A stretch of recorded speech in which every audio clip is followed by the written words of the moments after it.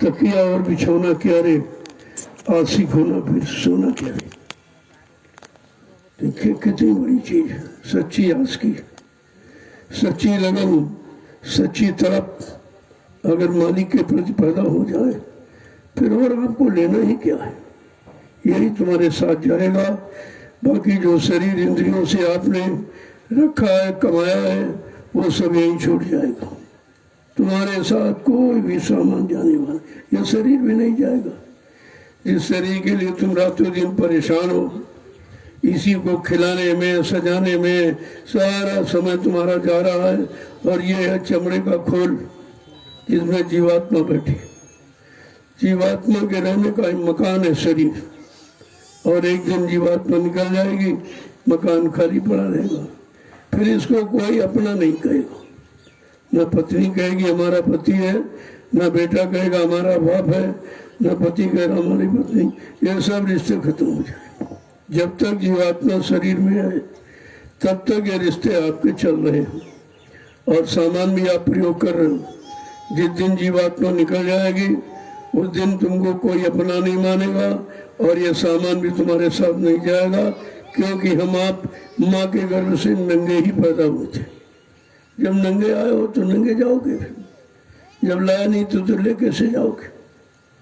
अगर इतनी बात समझ में आ जाए कि हम कुछ लाए नहीं थे, हम नंगे पैदा हुए हैं और जब यहाँ से चलेंगे ये सामान सब हमारा छीन लिया जाएगा, हमको नंगा भेज दिया जाएगा, फिर आप ये सब किसके लिए करते हो।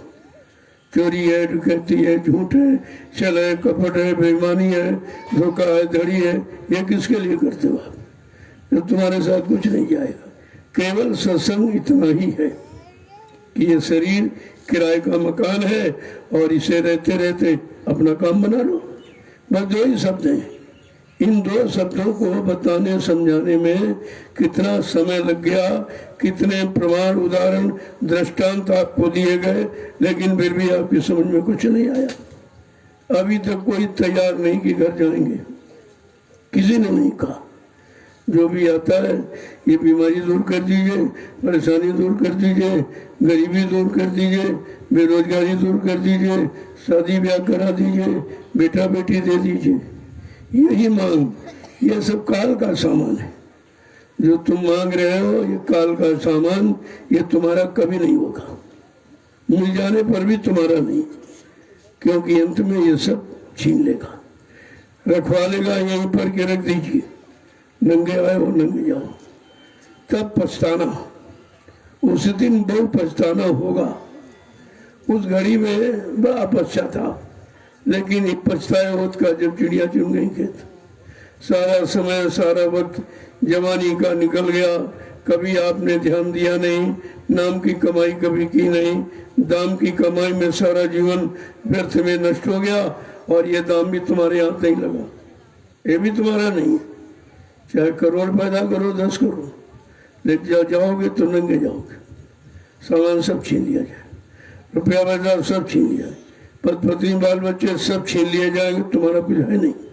इतनी बात समझाने के लिए महापुरुषों ने कितना समय दिया और आपने कितना समय खर्च किया, लेकिन बात समझ में अभी तक नहीं आई है। जिस दिन ये समझ में आ जाए उस दिन आप बिल्कुल शांत हो जाओ, चुप हो जाओगे, बोलोगे नहीं कुछ, एकदम शांत हो जाओगे। अरे भाई हम किसकी चर्चा करें जो हमारा कुछ है ही नहीं, किसकी बात करें जहाँ हमारा कोई रिश्ता नहीं। आप बिल्कुल भूल जाओगे, केवल एक आधार नाम की कमाई का ये रह जाएगा। अगर यही आप कर दो तो कितनी जल्दी काम हो जाए। मैंने बीच में विराम रखा, देखे भाई कुछ करोगे कुछ नहीं करोगे, लेकिन कोई बात समझ में नहीं आई। वही झगड़े झंझट, इसका उसका उनका इनका, ये सब अभी वही है। मैंने इतना समय दिया और बीच में विराम लिया कि जरा देखें उन्होंने कुछ सुना है कि नहीं सुना है, कुछ करेंगे कि नहीं करेंगे, कुछ अपनाएंगे नहीं अपनाएंगे, लेकिन कहीं कुछ जैसे थे वैसे, आगे पाठ पीछे सपाट, जो सुनाया वो सब खत्म, कहानी किससे रह गई। इसलिए मैंने बीच में सुनाना बंद कर दिया। क्या जरूरत, हम क्यों अपना समय खराब करें जब तुम्हारी समझ में कुछ आना नहीं है। करना तुमको कुछ है नहीं, अपने आप को बदलना नहीं, बदलाव देखना चाहते हो, परिवर्तन पहले अपने में करो, अपनी आदतों में, अपने गंदे विचारों में, गंदे खान पान में पहले परिवर्तन करो, तब तुम उस परिवर्तन को देख सकोगे जो विश्वव्यापी होगा। केवल भारत का ही नहीं, विश्व का परिवर्तन होगा। अब आप सोचिए, जो विश्व का परिवर्तन करने आया है वो कितना महान होगा। सारी दुनिया जिसके यहाँ द्वार पर नतमस्तक हो जाएगी, वो कितनी मानता है। लेकिन अभी समझ में आपके आ नहीं रहा, क्योंकि आपको सरलता में दिया जा रहा, कुछ बदले में आपसे मांगा नहीं जा। मैंने तो अभी कभी नहीं कहा आपसे 1 रुपया दे दीजिए, ये काम मेरा नहीं। हमारे गुरु ने मुझे भिखारी नहीं बनाया, भिक्षा मांगने का आदेश नहीं दिया, कर्म का आदेश दिया। जब कर्म करोगे तो सब चीज तुम्हारे आगे, तुम्हारे पीछे हो जाएगी। लेकिन कर्म तो करो। अब कौन सा कर्म करो, कौन सा कर्म न करो, अभी कर्म ही समझ में नहीं आया। कर्म तो सभी करते हो, रात दिन कर्म ही तो कर रहे हो आप। कोई घड़ी कोई वक्त तुम्हारा बगैर कर्म के जाता नहीं, और यही कर्म तुम्हें छुटकारा नहीं देगा। ये कर्म जो करते हो बंधने का, ये खुलने का, निकलने का कर्म नहीं है।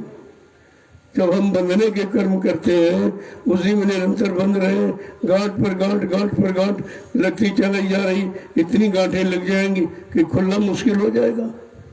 लेकिन समझ में कहाँ आ रहा। जिस दिन यह समझ में आ जाएगा कि हमें क्या कर्म करना, क्या नहीं करना, मानव कर्म मानव धर्म है क्या, मनुष्य का असली कर्म क्या। ये तो शरीर इंद्रियों के कर्म तो सभी करते हो। वही खेती है, दुकान है, दफ्तर है, खाना है, पीना है, कमाना है, मन मूत्र त्याग करना, हाल औलाद बच्चे पैदा करना, ये तो पशु पक्षी सभी करते हैं। फिर तुम्हारे उनमें अंतर क्या। फिर ये क्यों कहा, बड़े भाग मानुष तन पावा, सुर दुर्लभ सदग्रंथन गावा। वो बड़े भागशाली है जिनको कलयुग में मनुष्य शरीर मिल गया, और मनुष्य शरीर के जानकार संत महात्मा फकीर मिल गए, और उन्होंने तुम्हें घर जाने का रास्ता दे दिया। ये तो बड़े बड़े ऋषि मुनियों को नहीं मिला। ये नामदान जो आपको मिला है, ये रामकृष्ण को भी नहीं मिला था, ब्रह्मा विष्णु महादेव को भी नहीं मिला। 33 करोड़ देवी देवता, 9 करोड़ दुर्गा, 10 करोड़ शंभु, ये किसी को नहीं मिला जो आपको घर बैठे दे दिया गया। कीमत आप इसीलिए नहीं समझते हो कि आपको कोई त्याग नहीं करना पड़ा। जब परिश्रम से कोई चीज मिलती है तो उसको इंसान संभाल के रखता है कि बड़ी मेहनत से प्राप्त हुआ, और आपको ऐसे दे दिया गया। क्यों देखा गया, अगर एक एक को बुला के उसके कान में नाम दान दिया जाएगा, तब तक काल सब इन पर अपने घेरे में कर लेगा। इसलिए सतगुरु दयाल ने एकदम नाम की बरसात कर दी, लाउड स्पीकर लगाकर सबको नाम दाने की बात दी थी, ताकि तुम काल के घेरे से बच जाओ। इतना तो है लाभ आपको सतगुरु के दर्शन का, उनसे नामदान मिलने का इतना लाभ आपको है कि मानव तन मिलता रहेगा, मनुष्य शरीर मिलता रहेगा। पशुओं में, पक्षियों में, कीड़े मकोड़ों में आप नहीं जाएंगे, ये नामदान का फल है।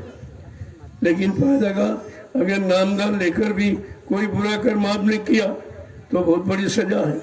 नाम मनुष्य शरीर तो मिलेगा, कहो तुम अंधे ही पैदा हो, कहो लूले लंगड़े पैदा हो, कहो कोड़ी अपाहिज पैदा हो, कहो गूंगे बहरे पैदा हो जाओ, तो फिर मनुष्य शरीर लेने का मतलब क्या हो। नामदान बड़ा काम करेगा, मनुष्य शरीर दिला देगा। लेकिन नामदान लेकर कुछ बुरा कर्म किया, कोई गंदा खान पान किया, कोई गंदा कर्म किया, तो फिर उसकी ये सजा है कि आप अंधे लूले लंगड़े बहरे काले पैदा हो जाओगे। इसलिए कुछ न कर सको तो नामदान लेकर गंदे कर्म मत करो। चलो अच्छा नहीं कर सकते तो बुरे न करो, अच्छे नहीं बन सकते तो बुरे न बनो, इतना तो करो। चलो तुम नया काम नहीं कर सकते हो, लेकिन जो पुरानी गंदी आदतें जो रोज करते हो उसी को छोड़ दो, उसी से आपका काम बन जाएगा। अब आपको छोड़ना और पकड़ना ये सीखना, क्या छोड़ना है क्या पकड़ना है, इतनी बात समझ में आ जाए तो फिर काम में देर नहीं है। जो कुछ आज तक पकड़ा वो तुम्हारा नहीं था, उसे छोड़ना है। जो तुम्हारा है नाम, वो नाम को पकड़ लो और चल पड़ो अपने घर की तरफ।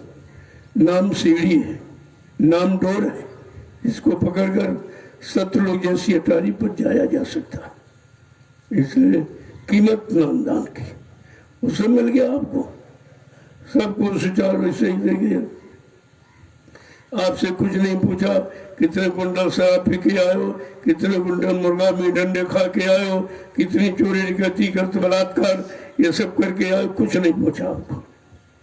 और शरण में ले लिया, गोद में बैठा लिया और नामदान दे दिया। कितनी बड़ी महिमा महापुरुष की, जिसने ये काम किया जो किसी ने नहीं किया। जिनको भगवान कहते हो वो भी बेचारे नहीं ये काम कर पाए, क्योंकि उस समय संत सद्गुरु नहीं आए थे, इसलिए उनको ये नाम नहीं मिला। जिस नाम से जीवात्मा का कल्याण भला होता है वो नाम नहीं मिला, क्योंकि वो नाम संतों के पास है। तभी तो कहा कि वेद थके ब्रह्मा थके और थकी गए शेष महेश, और गीता का जहाँ गम नहीं वो सदगुरु का देश, उस देश से आती जहाँ से यहाँ कोई नहीं आया, उनकी कोई जानकारी नहीं है, किसी ने उनकी कोई चर्चा नहीं किया, उनके बारे में कुछ आपको बताया नहीं गया। ऐसी समरस शक्ति अब की बार मृत्युलोक मंडल पर आई हुई, और हमारा आपका सौभाग्य है कि हम उनकी शरण में चले गए और उन्होंने ये उनकी हमदर्दी की अपना लिया हमें। उन्होंने तो नहीं पूछी आज की जाति क्यों, छोटी जाति बड़ी जाति, कोई धनवान गरीब अमीर, हिंदू मुसलमान, कोई स्त्री पुरुष, कुछ नहीं पूछा। क्यों? संत मत में केवल जीवात्मा है, शरीर नहीं है। तुम शरीर को सब कुछ मान बैठे हो और वो जीवात्मा को, जो असली चीज है, जीवात्मा निकल जाए शरीर से, शरीर 1 मिनट में मुर्दा हो जाएगा। इसको कोई नहीं पकड़ेगा, स्वीकार करेगा। यही अंतर है काल और दयाल में। काल फंसाने का काम करता है, दयाल निकालने का काम करता है। अब आपको सोचना है तुम काल की तरफ खड़े हो कि दयाल की तरफ खड़े हो, ये तो तुम्हें सोचना चाहिए। अभी तक आप यही निर्णय नहीं ले पाए हो कि हम काल की तरफ खड़े हैं कि दयाल की तरफ खड़े। काल ये दाम देता है और दयाल नाम देता है, कितना अंतर है। और तुम्हारा स्वभाव दाम लेने का, दाम पकड़ने का, पैसे पकड़ने का, और मतलब यानी भोगों भोग पकड़ने का। तुमने तो कभी नाम योग किया ही नहीं, और नाम योग की साधना अगर आपने की होती तो ये भोग अपने आप कमजोर हो जाते, फिर उस तरफ ये मन जाता ही नहीं। यही करना है। पहले होते दैनिक डायरी बनाओ, ये लिखो तुम्हारे पास कितने कुकर्म किए, कितने कर रहे हो। फिर जब सत्संग में आओ तब निशान लगाओ कि कौन सा बुरा कर्म छूट गया और कौन सा एक अच्छा कर्म हमने पकड़ लिया। तब तो सत्संग में आने का मतलब है।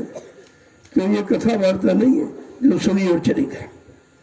यहाँ पकड़ना छोड़ना है कि जो हम पकड़े हैं वो पकड़ कर तमाम लोग मर के चले गए, कुछ नहीं ले गए, सब यहीं छोड़ गए। जब वो छोड़ गए तो तुम क्या कुछ लेके जा सकते हो? एक काल का नियम नहीं है, जब तक शरीर रहेगा तब तक उसके सामान का प्रयोग कर सकते हो, और जिस दिन शरीर खत्म सामान खत्म। ये सामान तुम्हारा नहीं है। इसलिए आप देखते हो कि सामान चल चुके, अब हम भी चलने वाले हैं। जैसे जो व्यक्ति रिटायर होता है पहले सामान को भेजता है, चलो भाई मकान खाली करो, हमारा रिटायरमेंट हो गया, और बाद में बना जाता। ठीक इसी तरह ये सामान तुम्हारे चल चुके। क्या सामान? जो आंखें देखने को मिली थी अब वो बहुत कम देख पा रही, जो कान सुनने के लिए मिले थे बहुत कम सुन पा रहे, सुनाई नहीं देता। और जो दांत कमाने खाने के लिए मिले वो दांत ही खत्म हो गए। जो पैर चलने के लिए अच्छी जगह जाने के लिए मिले थे, पैरों का चलना यानी थकावट आने लगी, पैर कमजोर हो गए। जो हाथ दान सेवा के लिए दिए गए थे वो आपने मार काट हिंसा इनमें खर्च किया है, अब हाथ कोई वजन उठा नहीं सकते, और मन संकल्प विकल्प अच्छा नहीं कर सकता। बुद्धि, अच्छा निर्णय नहीं, कोई यादगार नहीं, सब भूल जाते हो। एक मिनट नहीं लगा, कोई चीज रखी भूल गए। ये सब कहाँ चला गया? ये तुम्हारे शरीर की शक्ति कहाँ चली गई, किसमें गई, किस कारण गई, इस पर तो विचार करना चाहिए आपको।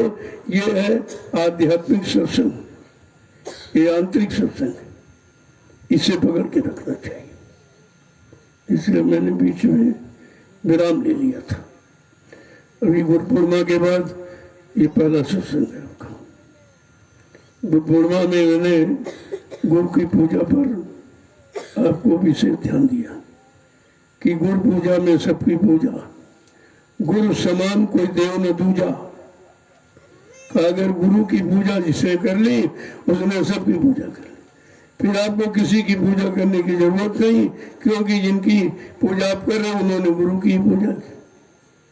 भगवान राम ने किसकी पूजा की? कोई मंदिर बनाया था, कोई मूर्ति खरीदी थी, या कोई कैलेंडर छपवाए थे उन्होंने? बड़े साफ शब्दों में लिखा है कि प्रातः समय उठ के रघुनाथा, माँ पिता गुरु नामे माथा। प्रातः कालीन ब्रह्मेला, ब्रह्म मुहूर्त में भगवान राम उठ करके माता पिता और गुरु की पूजा करते, चेतन पूजा। ये जिंदे मुर्दे की पूजा नहीं, जिंदे की पूजा। देखिए भगवान की बात भी तुम नहीं मानते हो। अरे ये पढ़ो कम से कम, आज उनकी पूजा क्यों हो रही? वो भी शरीर लेके हमारे आपकी तरह से आए थे, हमारे आप तरह माँ बाप उनके परिवार थे, सब कुछ था। आखिरकार उनकी पूजा क्यों हो रही? वो तो है भी नहीं, तब भी पूजा हो रही, और तुम मौजूद हो, तुम्हारी क्यों नहीं हो रही? तो पता चला कि उन्होंने गुरु की पूजा थी। गुरु वशिष्ठ विश्वामित्र कहा है, गुरु वशिष्ठ कुल पूज्य हमारे, इनकी कृपा तनुज रन मारे। भगवान राम कह रहे मैंने ये कुछ नहीं किया, ये जो कुछ हुआ सब हमारे गुरु महाराज की दया से हो गया। जो कुछ किया असुरों को, दुष्टों को महाराज, धर्म की स्थापना, भक्तों की मदद, ये मैंने नहीं की, ये उनकी दया से हो गया। देखो गुरु दया के भिखारी राम रहे, और कृष्ण भी गुरु दया, अपने गुरु संदीपन जी के बिना आदेश के कोई काम नहीं करते। आदेश का पालन ही पूजा है।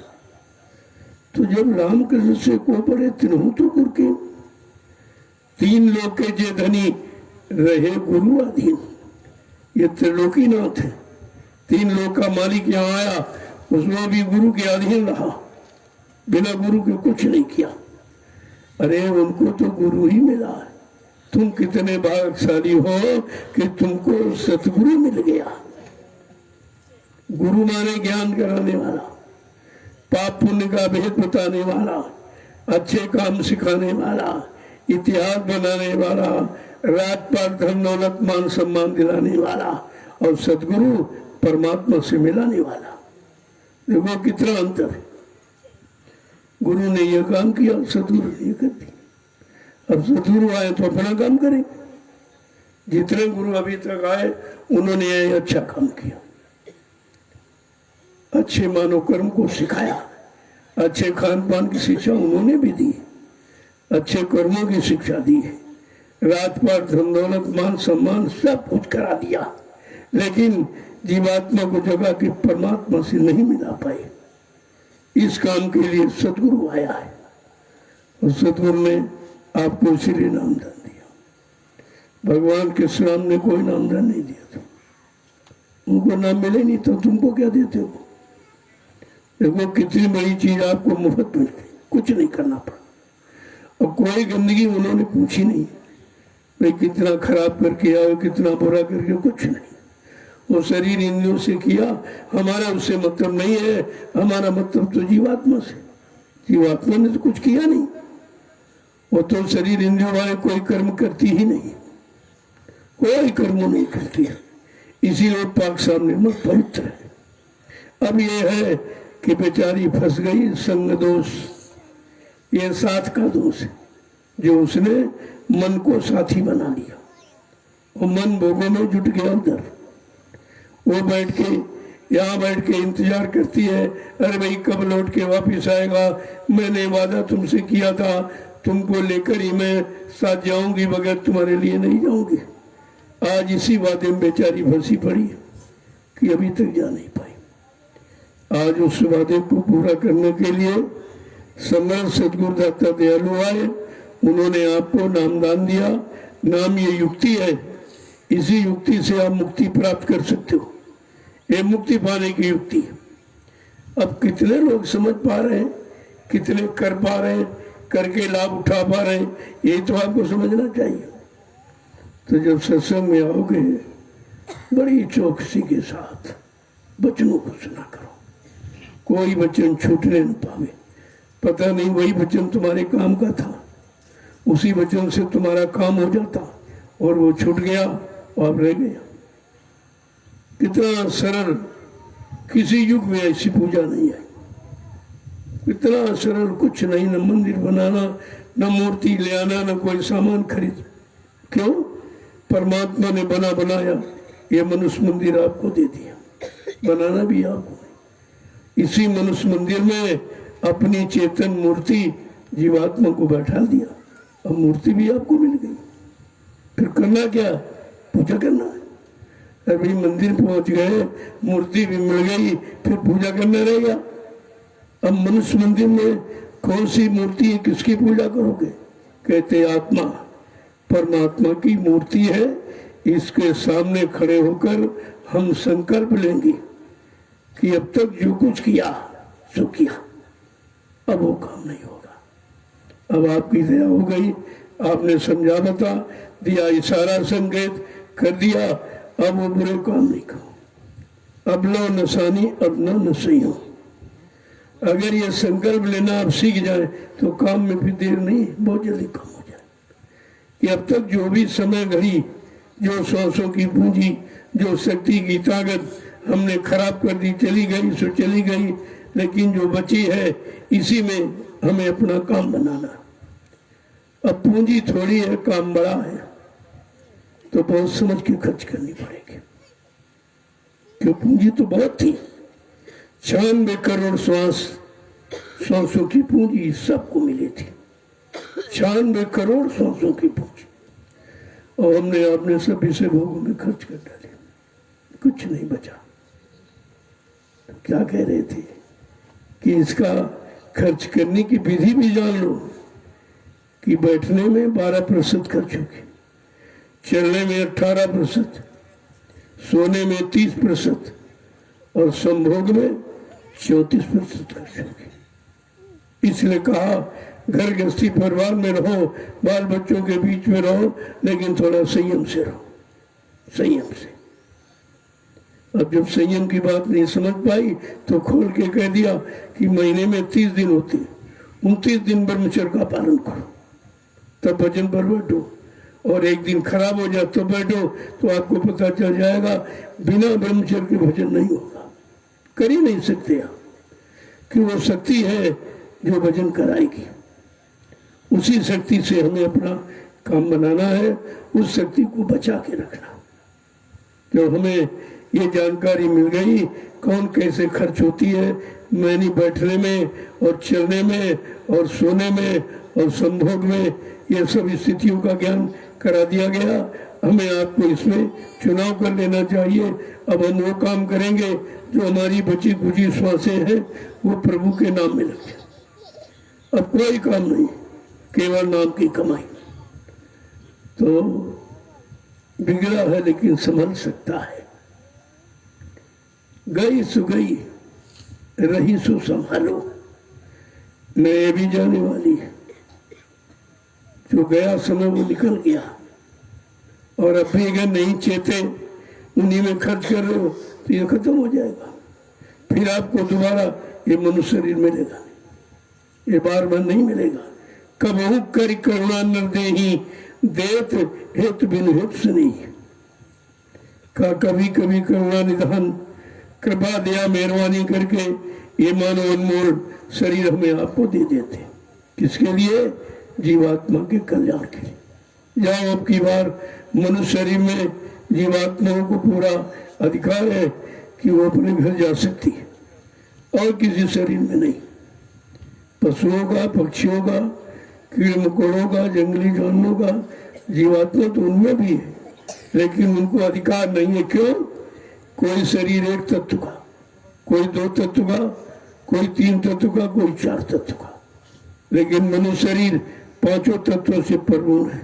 क्षितिज पावक गगन समीरा पंच तत्व रचित शरीरा।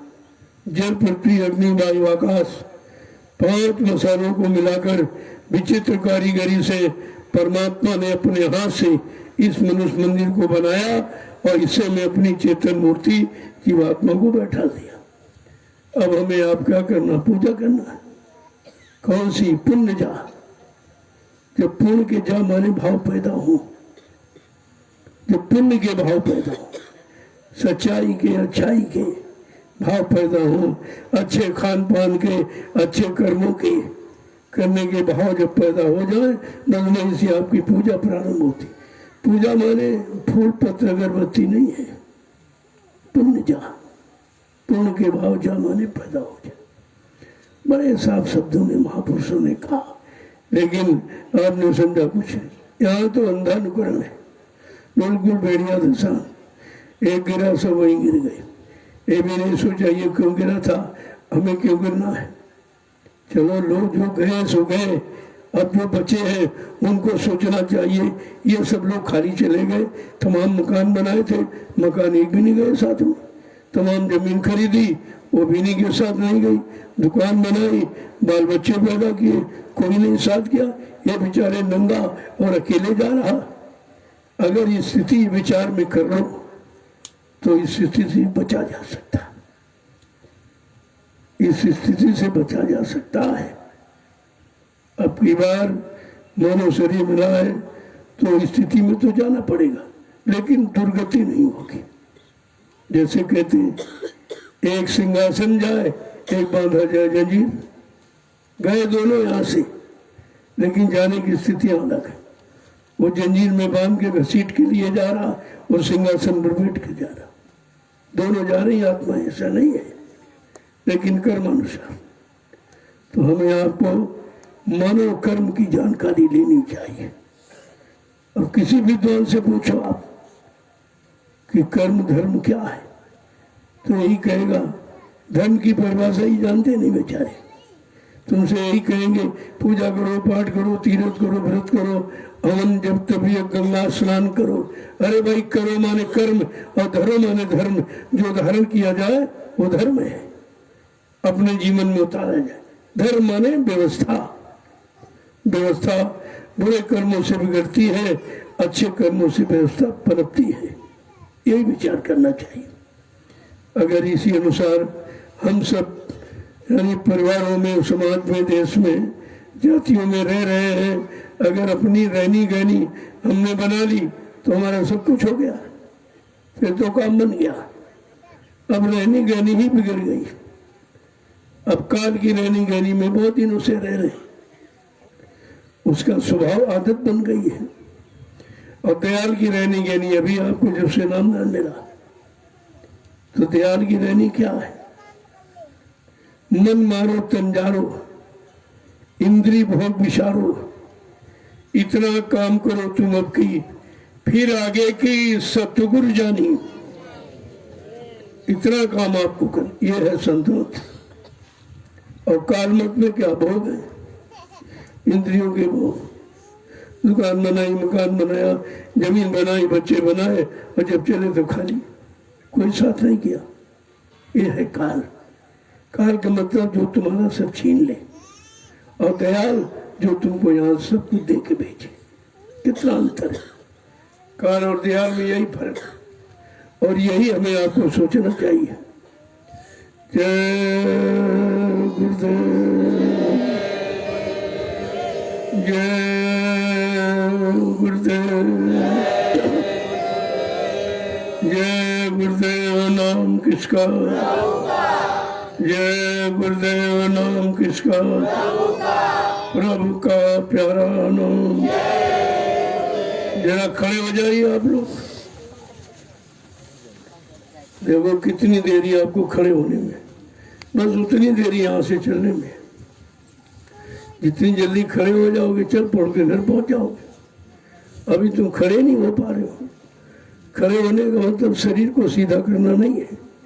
तुम अच्छे काम के लिए खड़े हुए कि नहीं, अच्छे रास्ते पर चलने के लिए अभी मतलब खड़े हुए कि नहीं खड़े हुए, अच्छे काम को करने के लिए खड़े हुए कि नहीं खड़े। खड़े होने का मतलब शरीर की कोई कवायद नहीं है, सीधा करना, खड़ा होना और बैठना और झुकना, शरीर की 3 स्थितियां। खड़े हुए किस काम के लिए? अच्छे काम के लिए, अच्छे रास्ते पर चलने के लिए। और बैठे तो भजन पूजा के लिए बैठे, और झुके वहां जहां कुछ मिले। आप रास्ते जा रहे हो, कोई रुपया पैसा पड़ा हो, फट से झुक के उठा लोगे। झुकना वहां जहां कुछ मिले। और तुमने भी झुकने नहीं सीखा, जहां कुछ नहीं मिल रहा वहां झुक रहे हो। भाई पत्थर के सामने जाओ झुको तो वो क्या कुछ कहेगा? कोई तुम्हारे पीठ पर हाथ रखेगा, बहुत अच्छा कर रहे हो, न कुछ बोलेगा, न चालेगा, न देगा, न लेगा, न सुनाएगा, न समझाएगा। तो कहने का मतलब है, अरे भाई जहाँ बेदर्द हाकिम वहाँ फरियाद क्या करना, जहाँ कोई सुनवाई नहीं, कोई सुनने वाला, सुनकर हमारी कुछ मदद करने वाला, हमको उधर से उधर मोड़ने वाला, बुरे कर्मों से यानी मतलब हटा के अच्छे कर्मों में निकालने चलाने वाला कोई मिला ही नहीं, तो फिर काम कैसे होगा? आज तक सब बेचारे 3-3 युग हो गए, कोई तुम्हारी बात नहीं है, 3-3 युग से इसी जड़ पूजा में फंसे पड़े हो। अब की बार कुदरत ने फैसला ले लिया। क्या किया कि जितने धर्मस्थल से सब में ताले डाल दिए, मंदिर में, मस्जिद में, गिरजाघर, गुरुद्वारा। क्या ऐसा कभी हुआ है? किसी युग का इतिहास उठा लीजिए, ये कभी नहीं हुआ। ये कलयुग ये जा रहा है, कैसे कैसे काम कर रहा, पहले इसने किया, सारे धर्मस्थलों को बंद कर दिया। कोई पूजा नहीं करोगे, पाठ नहीं करोगे, तीर्थ कुछ नहीं करो, फिर करेंगे क्या? जब अच्छा नहीं करेंगे तो फिर बुरा करेंगे, क्योंकि मन तो कुछ न कुछ कराएगा। ये तो खाली बैठने वाला है नहीं। जो अच्छी सच्ची थोड़ी बहुत करते थे वो भी खत्म हो गई। तो कुदरत ने ये बता दिया यहाँ कुछ नहीं है। अब लोग समझते थे कि मंदिर में ताला पड़ गया तो देवता और देवी और भगवान इनका बहुत बुरा करेंगे, बहुत कहते सर्वनाश हो जाएगा, ये सब कहते थे। मैंने कहा तो उनको तो जुकाम तक नहीं हुआ। जिन्होंने ये किया तो किसी ने नहीं किया, किसी युग में नहीं किया। यानी ये परिचय आपको मिल गया, आप भी न जानो तो फिर कब मानोगे? ये साफ साफ यानी ताले लगा के बता दिया यहाँ कुछ कोई नहीं। भाई तुम अपने घर में बैठे हो तो ताला लगाने दोगे? ताला कब लगाते हो? तो घर के सब लोग जब बाहर हो जाते, यानी कोई नहीं रहता। ताले लगाने का मतलब ये प्रमाणित कर दिया, ये मंदिर, मस्जिद, गिरजा, गुरुद्वारे, इनमें कुछ नहीं। ये यादगार स्थल है, यहाँ बैठकर आप याद कर सकते हो, भजन कर सकते हो, पूजा कर सकते हो, अपने मन की शांति के लिए आप सब। लेकिन यहाँ है कुछ नहीं। जो होने वाली बात वो झूठ है, यहाँ नहीं कुछ। और धर्मशास्त्रों ने भी पहले ही बता दिया।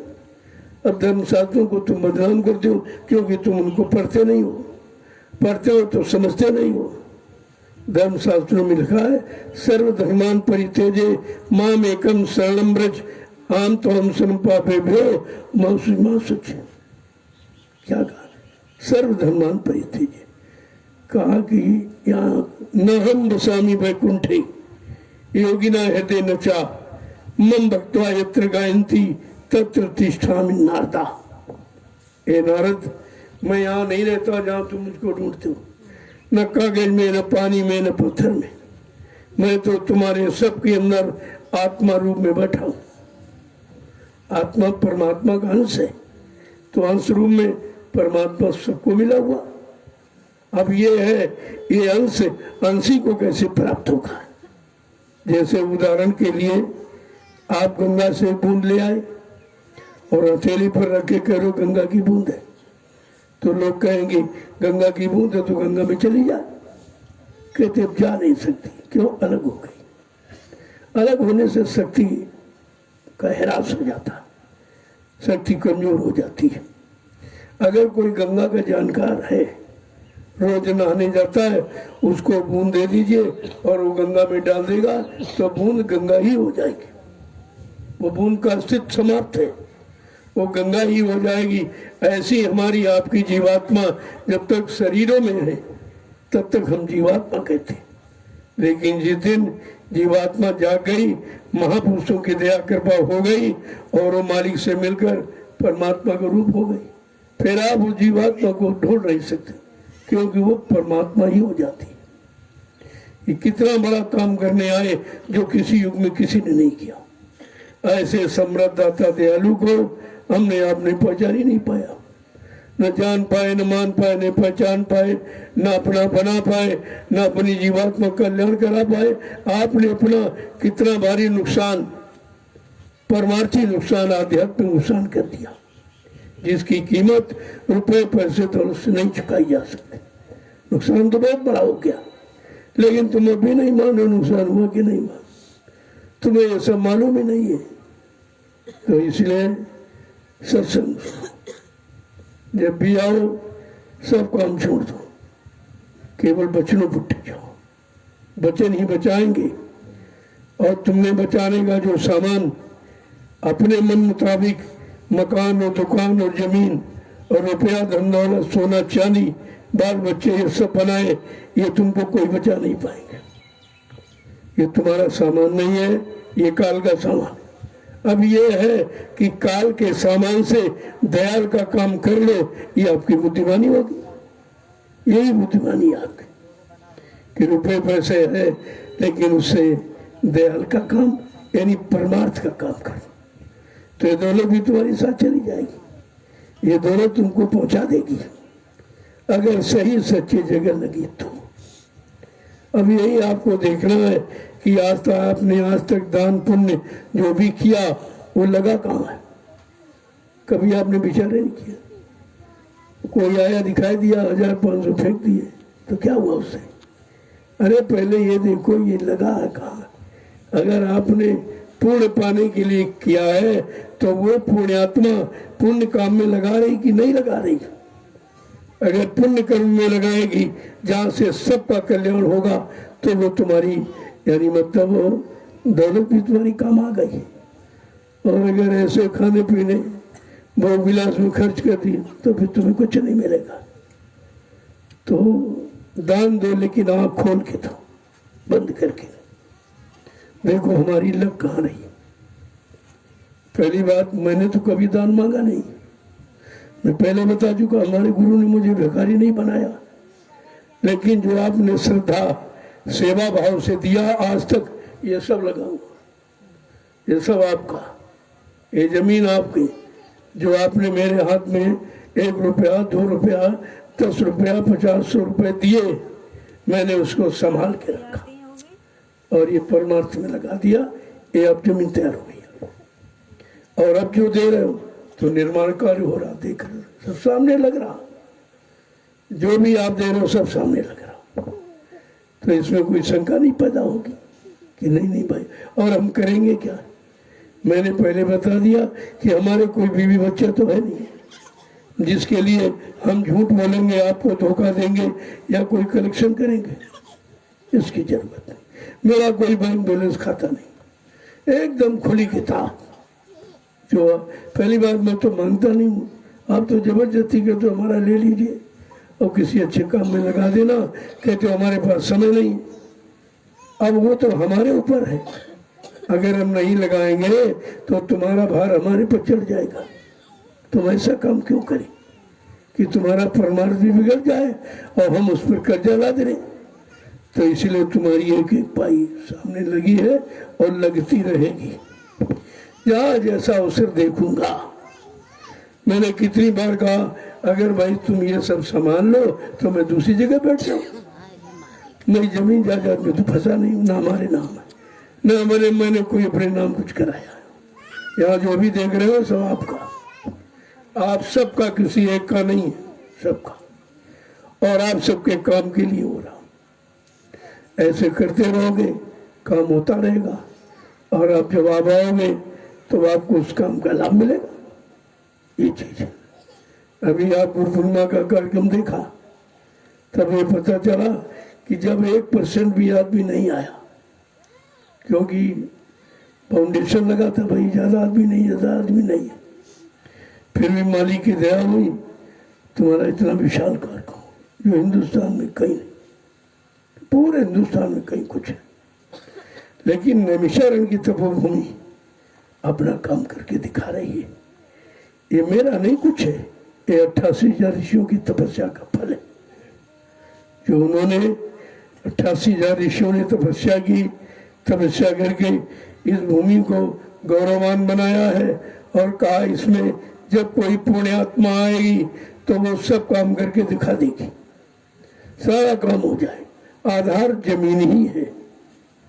तो मैंने आपसे जरूर कहा कि जब 88,000 ऋषियों की तपस्या की हुई भूमि ये पवित्र, तो इसको ले लो, इसको ले लो और इस पर काम जल्दी हो जाएगा। जब पवित्र भूमि मिल गई तो काम करने की जरूरत है सिर्फ, बाकी कुछ नहीं, बाकी दोनों ने कर दिया। जब भी पहले लोग जमीन की पूजा करते, जमीन का सुधार करते हैं, तमाम समय निकल जाता, पता नहीं शुद्ध हो पाए ना हो पाए। तो ये काम तो ऋषि मुनियों ने कर दिया कि हमको पवित्र, यानी मतलब जमीन को बना के दे दिया। और कहा था, ये भी कहा रामचरितमानस में, तीर्थ भर नैमिष विख्याता, अति पुनीत साधक सुखदाता। का नैमिषारण्य ये तीर्थों का राजा है, पावन पुनीत है। लेकिन लाभ किसको मिलेगा? जब किसी संत के साधक यहाँ नाम की कमाई करेंगे, उनको इस भूमि का लाभ मिलेगा और किसी को नहीं। कोई पंडा पुजारी के बारे में नहीं लिखा हो, बड़ा साफ साफ रामचरितमानस के उत्तरकांड को देखिए आप, सारी सच्चाई मिल जाएगी। तो सब पहले से सारा है। इस भूमि का लाभ किसको मिलेगा?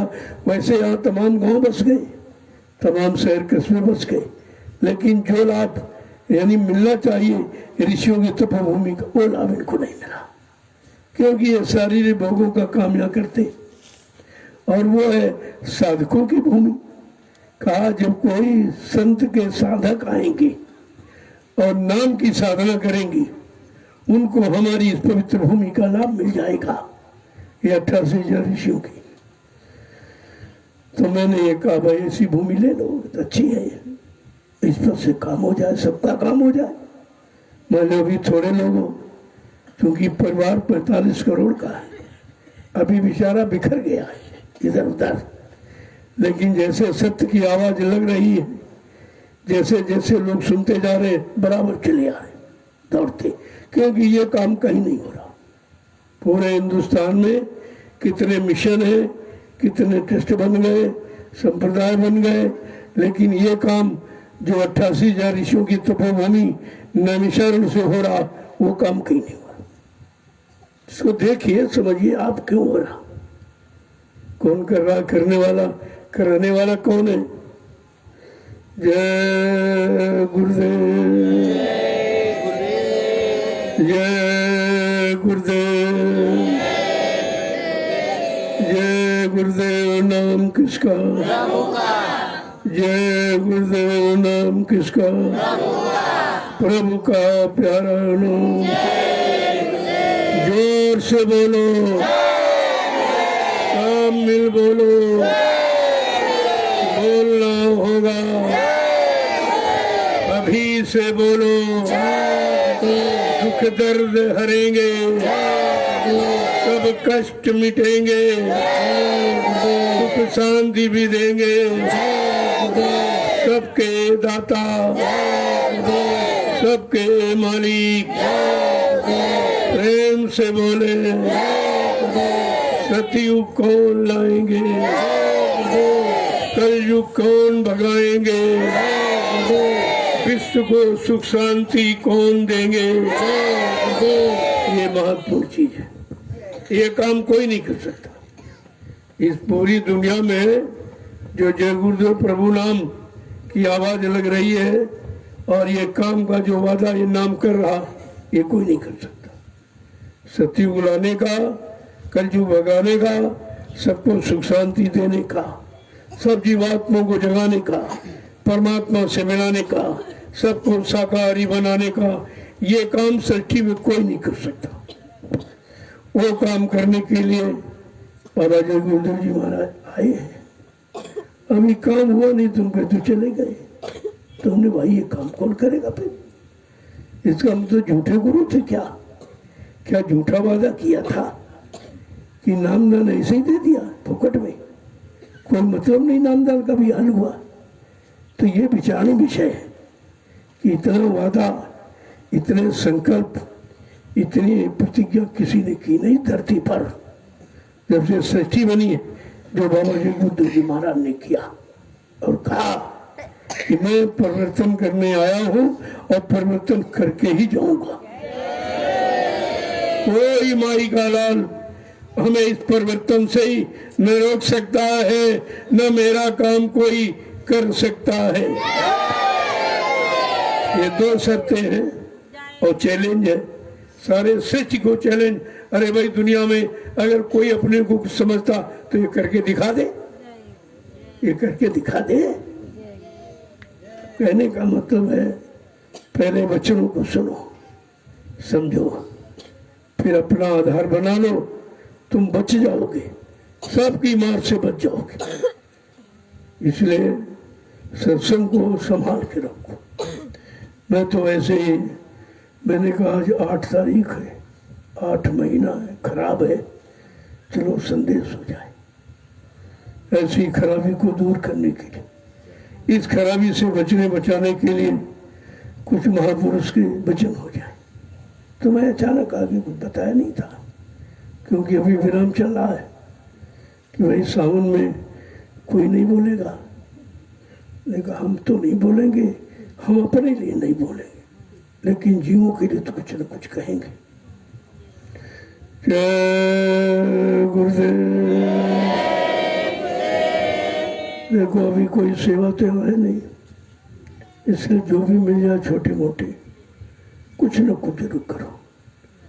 ये तपोभूमि है, कोई न कोई तपस्या तो करनी ही पड़ेगी आपको। गर्मी की, धूप की, सर्दी की, बरसात की। हमने बरसात में लोगों को खड़ा किया, बराबर खड़े रहे, ये तपस्या है। धूप में भी बराबर सेवा करते रहे, ये तपस्या है। तपोभूमि का लाभ जब भी मिलेगा जब कुछ न कुछ शरीर से तपस्या करोगे, फिर आपको उसका लाभ मिल जाएगा। बहुत थोड़ा बहुत, कुछ ज्यादा नहीं है। अरे भाई, धूप में खड़े हो जाना, बरसात में भीग जाना, सर्दी में, तो ये कोई बड़ी बात तो नहीं है, ये तो बहुत छोटी बात है। ये छोटी बात से बड़ा काम हो जाए। जो हजारों वर्ष इसी भूमि पर बेचारे खड़े रहे, कपड़े लेते कुछ नहीं, ऐसे खड़े रहे, कोई खाना पीना कुछ नहीं, कोई छाया नहीं थी, हजारों वर्ष। आप उसी भूमि पर आए हो लाभ लेने के लिए, तो कुछ न कुछ तो तुम्हें करना ही पड़ेगा, और कुछ न कुछ तुमसे करा लिया जाएगा। आप तो नहीं करोगे, लेकिन करा लिया जाएगा। अभी बीच में देखा प्रेमियों ने बरसात में भी खड़े रहे, भीगते रहे, लेकिन खड़े रहे। ये दृढ़ता है, ये गुरुभक्ति है, ये अनुशासन है। यही तो आपको देखना है। सत्संगियों, तुम्हें आदर्श बनना है। संदेश सदगुरु का तुम्हें चरितार्थ करना है। ये दिखाना है कि गुरु सदगुरु क्या है, उनका अनुशासन कैसा है, उनकी भक्ति करने वाले लोग किस तरह की दृढ़ता और मजबूती से डटे हुए हैं, यही आपको दिखाना। तो इसलिए कोई सेवा हो छोटी मोटी तो देख लो, नहीं तो बैठ के चुपचाप भजन करो। ये चौथी सेवा है, सूरत की सेवा। एक तन की सेवा, मन की सेवा, धन की सेवा, और चौथी है सूरत की सेवा, ये भजन। जब कोई काम न करो तो भजन पर बैठ जाओ। कितना सरल, नाम लेते रहो, काम करते रहो, नाम लेते रहो, काम करते रहो। जय गुरुदेव, जय गुरुदेव, जय गुरुदेव। देखिए कितना सरल है। ऐसी पूजा किसी युग में नहीं आई, कुछ नहीं करना आपको। इसीलिए तो गोस्वामी महाराज ने कहा कि कलयुग के जीव कमजोर हैं, बड़े गंदे हैं, इनके पास कोई शक्ति नहीं है, शक्तिहीन है, तो इनको कोई सरल साधन बता दिया। का कलयुग केवल नाम आधारा, सुमिर सुमिंदर उतने पारा। का कलयुग में केवल नाम का आधार है। सुमिर माने याद करो और भवसागर से पार चलो। कितना सरल, क्यों? अब की बार भवसागर से पार कराने वाले आ गए और उन्हें नाम नौका लगा दी है कि मेरे जय गुरुदेव जहाज पर बैठ जाओ, ये तुमको तुम्हारे घर पहुंचा देगा। और कहा ये जय गुरुदेव नाम का इतना बड़ा जहाज है कि अगर सारा विश्व मेरे जहाज पर सवार हो जाए तो मेरे जहाज का एक कोना ही भरेगा। कितना बड़ा लेके आए और तुम्हारे लिए आए, तुमको बैठा घर घर पहुंचाने के लिए आए। इसलिए जो करो सच्चाई ईमानदारी से करो, इसी की जरूरत है। सच्चाई ईमानदारी करें, हमें उससे क्या लेना देना। लेकिन हम जितने दिन रहेंगे अपनी सेवा करेंगे और भजन करेंगे, सत्संग सुनेंगे। तीन काम आपके लिए जरूरी है, सत्संग, सेवा और भजन। ये तीन रास्ते कलयुग में जीवों के लिए लाभ पाने के लिए तीन रास्ते, सत्संग करो, सेवा करो और भजन करो। तो वो प्रेमी बेचारे नहीं आ पाते, वो धन की सेवा दे देते, वो धन यहाँ लगा दिया जाता जिससे आगे आने वाले भविष्य में लाखों लोग लाभ उठाएंगे। क्यों? ये जो बन गया है, बैठ के सत्संग सुनेंगे, सेवा करेंगे, भजन करेंगे, ये लाभ आपको मिलेगा क्योंकि आपने अपनी गाड़ी कमाई से ये व्यवस्था बनाई है। ये छोटा मोटा लाभ नहीं है। मैंने एक लाभ और आपके लिए रखा था कि संगत बढ़ रही है, मैं कोई सेवा मांगता नहीं हूँ और बगैर अर्थयोग है, बगैर धन के कुछ होगा नहीं। तो हमने कहा चलो आपकी जो गाड़ी कमाई हमको आपने दी है वो हम चलो ऐसा रास्ता खोल दे जिससे 4 पैसे आने लगे। वो है पेट्रोल पंप। उसके लिए इसमें प्रेमियों को रोजगार मिल जाएगा। तमाम बेचारे घूम रहे, इनको कुछ काम नहीं, रोजगार मिल जाएगा और उससे जो 4 पैसे की आमदनी वो संगत में लग जाएगी। तो संगत आपको सेवा देने की कम जरूरत पड़ेगी, आप पर जो सेवा का भार वो कम हो जाएगा। इस उद्देश्य से कोई व्यापार के दृष्टिकोण से पेट्रोल पंप नहीं बनाया जा रहा, ये उपकार और परोपकार के दृष्टिकोण। क्योंकि कितनी मिलावट हो रही है, कितनी कम नाप में दे रहे हैं, बहुत भारी नुकसान समाज देश का। अगर आप ऐसी व्यवस्था बना लें कि यानी कम रेट पर और बिल्कुल यानी सही नाप में प्रेमियों को मिलने लगे तो ये समाज को कितना बड़ा लाभ है। यह व्यापार नहीं, ये परोपकार है, उपकार है ये। तो इसलिए किसी काम को रोकने से पहले तुम उस काम को शुरू कर दो। अगर तुम प्रचार करो नहीं भाई तुम सच्ची नाम में दो, तुम मिलावट क्यों करते हो, तो ये सब तुमको परेशान करेंगे, कोई नहीं बात मानेगा आपकी। तो हम क्यों मनाएं, हम करके दिखाएं। तो इसलिए आपकी व्यवस्था बन रही है जिससे सारा क्षेत्र में जय गुरुदेव नाम जान जाएंगे, सब प्रचार हो जाएगा नाम का। और जब जय गुरुदेव नाम से जो काम होगा वो सच्चाई ईमानदारी से होगा तो लोगों को ये आर्थिक लाभ मिलेगा। ये दूसरों को लाभ देने के उद्देश्य से, ये कमाई करने के उद्देश्य से नहीं है। और जो 4 पैसे आएंगे वो संगत सेवा में लग जाएंगे, आप पर सेवा का भार कम हो जाएगा। क्यों? पुराने प्रेमी बहुत ही नष्ट बेचारे सेवा दे रहे। तो चलो कोई ऐसा रास्ता निकाल दिया जाए जिससे आपकी सेवा का भार कम हो जाए और संगत को लाभ मिलने लगे। जय गुरुदेव, जय गुरुदेव, जय गुरुदेव नाम किसका, जय गुरुदेव नाम किसका, प्रभु का प्यारा नाम। अब हम आपसे मिलेंगे, आप सबका दर्शन करेंगे, आप सबको प्रणाम करेंगे और आपको प्रसाद देंगे। ये तीनों काम हिंदुस्तान में कहीं नहीं होते। कहीं चले जाओ कोई प्रसाद नहीं देता, कोई आपका दर्शन आपको प्रणाम नहीं करेगा।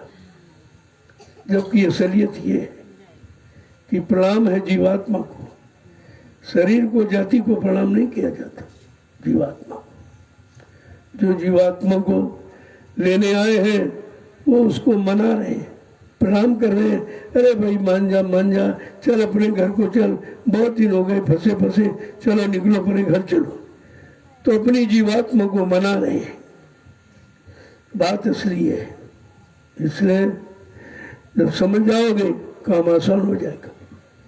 अब आप लाइन से खड़े जाओगे, मैं भी आपसे मिल लूँगा सबसे। तो कुछ नए प्रेमी आ गए, कहेंगे लो हम गए थे हमसे मिले नहीं, हमको प्रसाद नहीं दिया, तो उनको मिल जाएगा। और पुराने को तो उनका कोटा भर जाएगा। तो बहुत दिनों से ले रहे रख रहे हैं, तो तुम्हारा तो लाभो लाभ है सब। लेकिन नए प्रेमियों की शुरुआत हो जाएगी और तुम्हारा कोटा भर जाएगा। जय गुरुदेव। चलो जल्दी से वहाँ लगा दो, कुछ बैठ जाऊंगा और लाइन आप लगा लें। कितनी मर्यादा और अनुशासन में कोई चीज लोगे तो फिर आपको बरकत करेगी। ऐसे चीना झप्टी में और घुसापट्टी में कुछ नहीं होगा, उनमें कोई काम आपका नहीं होगा।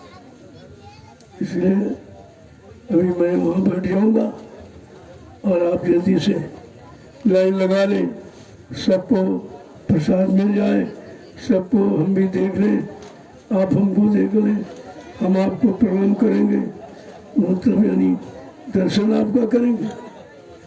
जीवात्मा का दर्शन सबसे बड़ा दर्शन है, इससे बढ़ के कोई दर्शन नहीं जीवात्मा का। जीवात्मा को प्रणाम, इससे बड़ा कोई सम्मान नहीं है। पहले बात समझा करो, समझ जाओगे आसान हो जाएगा। नहीं समझोगे तो उलझ जाओगे, फिर सोच नहीं पाओगे, भटक जाओगे। जय गुरुदेव। देखो रक्षाबंधन का कार्यक्रम कुशीनगर में है, 3 दिवसीय। एक दिन शोभा यात्रा और 3 दिन सत्संग होगा। वो अभी बस्ती से कोई खबर नहीं आई है, लेकिन जन्माष्टमी का कार्यक्रम बस्ती में रखा गया। जब जैसी परमिशन की खबर मिल जाएगी आपको जानकारी दे दी जाएगी। वो जन्म दिवस वो गोरखपुर मनाया जाएगा 15 सितंबर। वो वहाँ बड़ी प्रेमियों की इच्छा है और वो सेंटर में है। हर जगह की ट्रेन गाड़ी, हर जगह के साधन सब तरह को उपलब्ध है, इसलिए वहाँ आने जाने में कोई दिक्कत नहीं होती। उधर नज़दीक है बिहार, झारखंड भी है, ये सब आसपास मिले जुले हैं, सब वहाँ जाएंगे तो कार्यक्रम आपको हो जाएगा। बीच में अगर कोई कार्यक्रम लग गया तो जानकारी आपको मिल जाएगी, तो उसकी जानकारी दे दीजिए। अभी 3 दिवसीय कार्यक्रम जो बम्बई का है, 15 अगस्त स्वतंत्रता दिवस का, ये राष्ट्र के हित में संदेश जाएगा। राष्ट्र के हित में संदेश दूंगा बम्बई में, और वो 14, 15, 16 3 दिवसीय कार्यक्रम हो जाएगा। क्योंकि प्रेमी बेचारे सब नहीं आ पाते, तो उनसे चल के मिल लूँगा, उनका दर्शन करूँगा, उनको संदेश मिल जाएगा। वैसे तो आपको बुला लिया जाता, अगर किसी विशेष परिस्थिति में आपको देखा जाता है तो चल के मिल लिया जाता है, ऐसा नहीं है, छोड़ा किसी को नहीं जाता। तो ये 3 दिवसीय स्वतंत्रता दिवस 15 अगस्त ये राष्ट्रीय पर्व है और राष्ट्र के हित में संदेश मैं मान दूंगा जो सारे देश में पहुंचेगा। सबको जानकारी हो जाए कि राष्ट्र के लिए अब किस संदेश की जरूरत है। राष्ट्र के उन्नति, उत्थान, प्रगति के लिए किस संदेश, किस रास्ते, किस सिद्धांत की आवश्यकता है वो मैं वहां पर प्रसारित करूंगा। लेने अच्छी बात, नहीं तो आगे और मुसीबत आ रही, भारी मुसीबत। जब छोटी का सामना नहीं कर पाए तो बड़ी का सामना क्या करेंगे? लेकिन नुकसान हो जाएगा। संत महापुरुष तो कभी नुकसान चाहते ही नहीं। साधु से हो न कारज हानि, साधु संत महात्माओं से कभी काम की हानि नहीं वो की, क्योंकि परमार्थ के कारण साधन धरा शरीर, वो परमार्थ हित, समाज हित, देश हित, धर्म हित के लिए शरीर ही धारण करते हैं। उनका शरीर धारण करने का अपना कोई निजी काम नहीं, कोई निजी स्वार्थ नहीं, कोई लोभ लालच किसी तरह का नहीं। तो आपको तो सोचना चाहिए। जय गुरुदेव। अब आप लोग लाइन लगा लीजिए, मैं जल्दी से सबसे मिलूंगा। जय गुरुदेव।